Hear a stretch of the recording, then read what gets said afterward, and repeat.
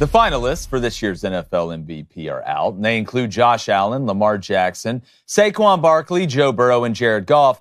But if we're being honest, there are really only three guys in the running for this thing, being Lamar, Josh, and Saquon. And most pundits seem to think it's a pretty tough pick. And when you look at the numbers, I can see why. But to me, the answer is easy. It's Josh Allen. And not just because he has the stats or he's on a team that is one win away from the Super Bowl, even though they vote before the playoffs. But when we are assessing value at the highest level, you got to ask yourself one question.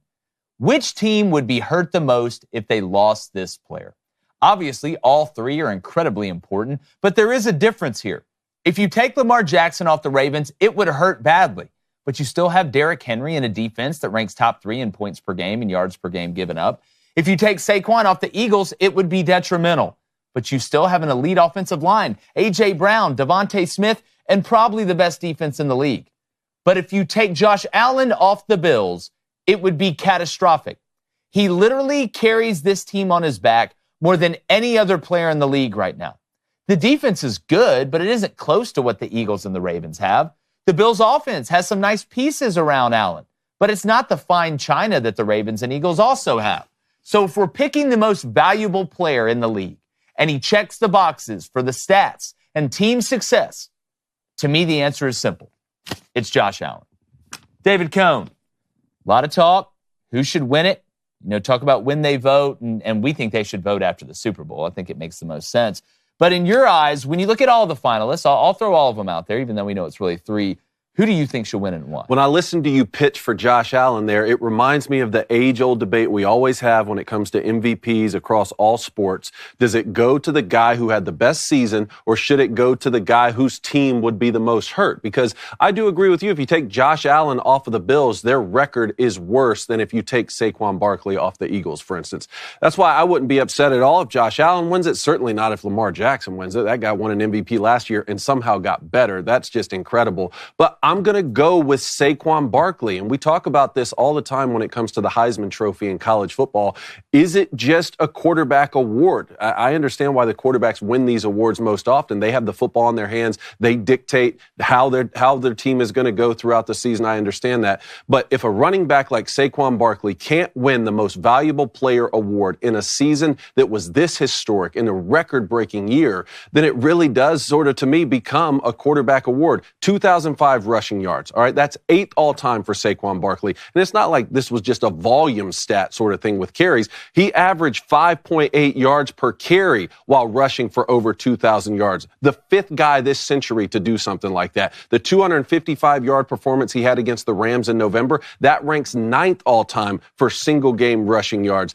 I don't think it should be given to a running back just so a quarterback doesn't get it. What I'm saying is when a running back has a year that's this historic, to me, he's the most valuable player. Well, and I get what you're saying, and I think you could make a logical argument for most of these guys. But to me, when we get to the point where these guys look somewhat even, right? Statistically, they have great numbers, the team did well, then you can look at, if you take this guy off this team, that's what would be the most impactful, that would be the most valuable. If somebody had just, and Saquon had a great year, but you said it yourself, it's 8th all time. If it was the first all-time, and I know he didn't play in the last game, and we can talk about that. He's an unselfish guy. I love the way he went about it. But I don't think it was historic enough where it could usurp the other guys, and you say this guy has to win it. And to me, that makes the conversation better. Now, another thing you brought up, and I haven't heard a lot of people say this, I don't think we should ever look at a singular season in an MVP race and say, well, this guy won it. Not that you did, but this guy won it 2 times, so let's give it to another guy. I don't think regardless of what happened before, it is this season. Yep. It is separate from the other one. So Saquon, you can make a great case. He's absolutely balled in the playoffs. But Blaine, when you look at these guys, who are you taking? Well, I want you to both know you're this right now. You're both wrong, and hopefully you can read this. I know I'm not the best speller or writer. You got that one right. But it's Lamar Jackson. It's Lamar Jackson. This guy is redefining the quarterback position. He really is. I've never seen such a pure runner, and the guy is turning into an elite passer. An elite passer. And I think if you take him off the Ravens would not be that good of a football team. I really don't think they would. And you want to talk about stats? You want to talk about numbers? And look, I know he lost to the Bills and Josh Allen, but one game doesn't define a season. And I think Lamar Jackson, over 4,000 passing yards, almost 1,000 rushing yards, even with Derrick Henry and all these other guys, Lamar Jackson, it's changing the way the quarterback position gets played. And if you're that big of a trendsetter, I think you deserve the MVP. You have the numbers behind you to back it up. His numbers are better than Josh Allen's numbers, and it's really not even that close. So even with the loss with the Bills, what Lamar Jackson is doing as a player at the quarterback position, he's changing everything. So I would give him the MVP. Well, here's my thing with Lamar. I disagree with a couple things you said. I think if you put an average quarterback in the Ravens, they're still really good. Like, I mean, you have Derrick Henry. You have, and say what you want, I know Mark Andrews didn't play great in the Bills game. He's a great all-time tight end. One of the best tight ends that we've ever seen. Isaiah Likely is turning into one of the best tight ends in the league. And he put up when it came to the playoffs. But I don't think we can ever equate taking Lamar Jackson off the Ravens is somehow equal to taking Josh Allen off the Bills. You take Josh Allen off the Bills, they got nobody really. He does. Think about it. The running. I love James Cook. He's a nice piece. Ray Davis coming out of Kentucky, good player. They don't have Derrick Henry. They don't have that defense. I read the stats the other day. They're not a bad defense, but Josh Allen is literally the best thing the Bills have going for him, and it's not even close. To your point about Lamar, and we talked about this in All Access, the thing that impressed me the most about Lamar, to quote Mike Leach, you can't put accuracy into someone.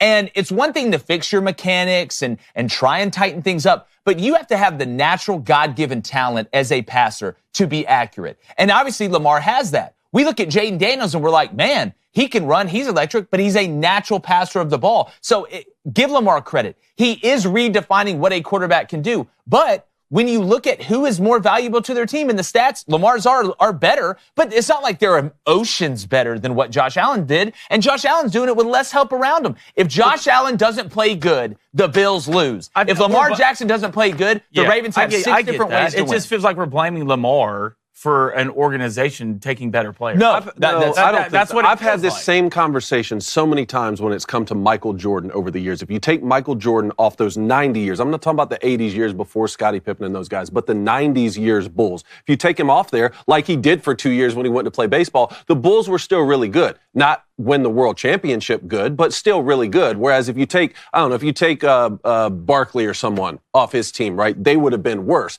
But Michael Jordan was still the best player those years. So I'm fine with Michael Jordan being the MVP in those years. There's two other things here that we have to talk about. How do you feel about co-MVPs? We've seen that before. I know Peyton and Steve McNair shared an MVP before. Is that a thing that you guys are ever in favor of, or should it just always go to one guy?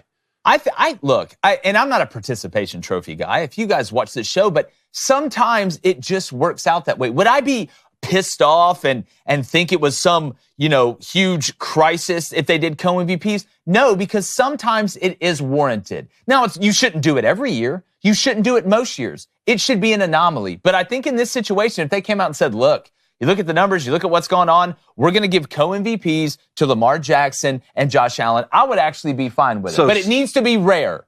It needs to be rare. It needs to be an anomaly. It doesn't need to be something that becomes a trend. I just think sometimes. Well, it is. I think it's happened twice, which, again, it always throws me off when I see two guys' names in those years when I'm looking up these stats. But either way, the second question is, how do you guys feel about the votes taking place before the postseason starts? Obviously, they do that so they don't penalize a guy who had an awesome regular season, but his team didn't make the playoffs. At the same time, we just saw Lamar Jackson and Josh Allen face off against each other. Should that count for something? We're still watching Saquon Barkley rush for over 200 yards in the playoffs. Should the MVP vote take place after the playoffs? That's my biggest qualm with this. I think they should happen after. I think it should be after the playoffs, after the Super Bowl. I think the Heisman should be after the College Football National Championship. Because you got to look at the whole body of work, right? It's got to be everything. You can't, the regular season, that's great. It's called regular for a reason. The postseason is different. When are you the most valuable to your team? When do your fans want you to play the best? Yeah. In the postseason, when guess what? The pressure is at its highest. That is just I get what you're saying, but I feel like that's going to penalize guys whose team's not that good. And they might be the most Joe Burrow had a hell of a football. He had a hell of a year. A hell of a year. Amount of touchdowns this guy threw this year is absolutely insane. But if it was just basically a postseason, he wouldn't be in this. You wouldn't be having the conversation about Joe Burrow in the MVP. Well, I think team success has got to go into the pot somehow. I know it's an individual award, but it's an individual that pushes the team to have success. And it's not like, look, I'm a big Josh Allen guy. I love Josh Allen. I love the way he plays football. But it's not like he balled in that Ravens game. It's not like I watched that game and was like, Josh Allen's They lose without him.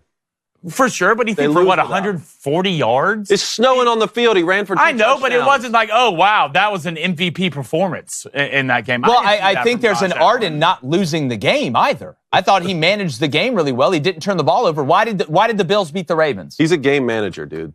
Yeah, What's up, everybody on YouTube? Hey, we're live streaming the AFC and NFC championships this Sunday. Make sure you don't miss it. And while you're here, make sure you subscribe.